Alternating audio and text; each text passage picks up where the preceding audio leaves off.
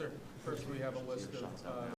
What are you signing now, sir? It's an executive order relating to reforms to the federal workforce, including to the senior executive service. We're getting rid of all of the cancer. I call it cancer. The cancer caused by the Biden administration. If you tender your resignation by next Friday, we will guarantee you payment through the end of September, whether or not you show up for work. So tender your resignation, and then, boy, it's just going to be a gravy train. You're just going to get paid for 7 months without working. The president has no authority to make that offer. There's no budget line item to pay people who are not showing up for work. This is a guy who made this promise to contractors again and again and again when he was a private business guy. Oh, come work for me on my casino. Come work for me in a hotel. We're going to do a handshake. We're going to do a contract. The contractor does the work and then finds out they get stiffed.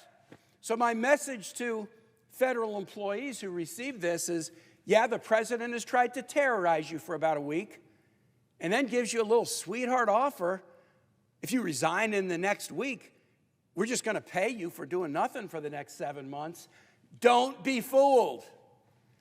He's tricked hundreds of people with that offer. If you accept that offer and resign, he'll stiff you just like he stiffed the contractors. He doesn't have any authority to do this. Do not be fooled by this guy.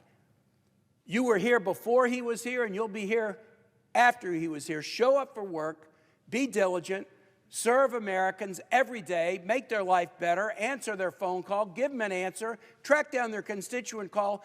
Don't be fooled by a fake offer that because he's terrorized you in the last week, it would be easy to just resign now and get a check for 7 months, because I can tell you that promise is worth nothing. And you will regret it just like these contractors regretted it who did work for this guy when he was a businessman.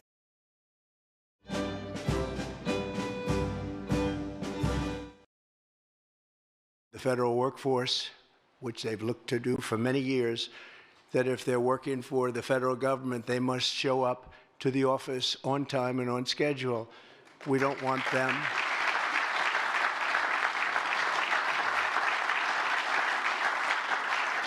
We don't want them to work from home because, as everyone knows, most of the time they're not working, they're not very productive, and it's unfair to the millions of people in the United States who are in fact working hard from job sites and not from their home. As federal employees, they must meet a high standard. They're representing our government, they're representing our country. If they don't agree by February 6th to show up back to work in their office, they will be terminated, and we will therefore be downscaling our government, which is something that the last 10 presidents have tried very hard to do but failed. Most of the people we're talking about have not been going to their federal offices in many, many years, from even before COVID. But they have nevertheless been paid. Some have worked, some haven't worked, and most of the studies say that some have just gone through the motions. We may ask these people to prove that they didn't have another job during their so-called employment with the United States of America, because if they did, that would be unlawful. As you understand, a lot of people are getting paychecks, but they're actually working other jobs, so they'll have to prove that to us that they weren't. In any event, we're requiring them to show up to work or be terminated. We think a very substantial number of people will not show up to work, and therefore our government will get smaller and more efficient, and that's what we've been looking to do for many, many decades, frankly.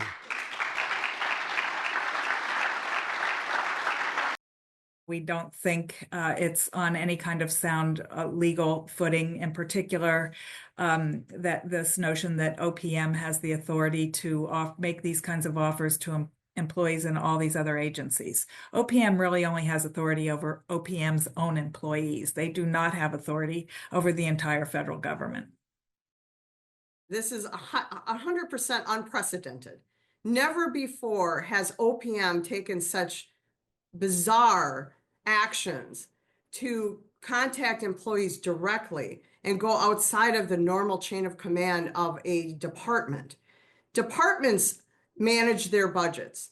Departments know what their mission is and how to accomplish that mission.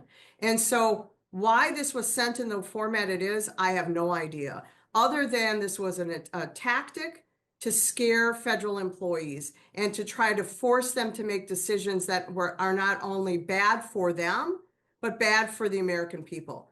Because while everybody likes to say, you know, I don't need the government until you use their services. And so we really have to put a face to this.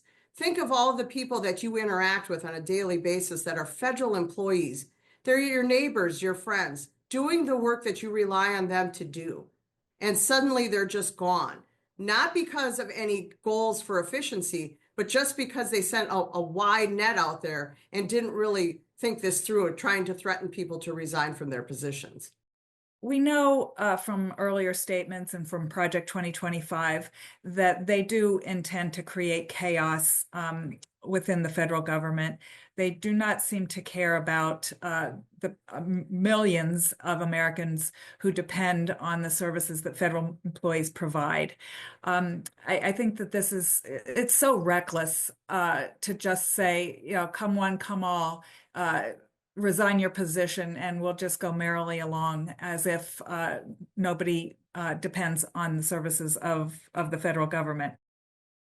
This assumes that federal employees are not necessary. And I take exception with that because federal employees are extremely necessary and provide services that Americans rely on every day. We're operating under a continuing resolution right now that expires in mid-March.